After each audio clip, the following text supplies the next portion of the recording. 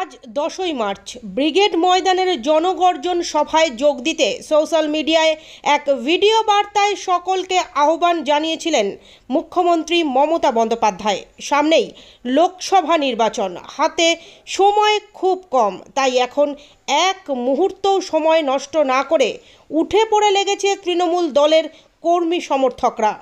আজ সকাল 10টা নাগাদ ব্রিগেডের জনগর্জন সভায় যোগ দিতে ধর্মতলা থেকে মিছিল সহকারে এগিয়ে চলেছেন তৃণমূল কর্মী সমর্থকরা।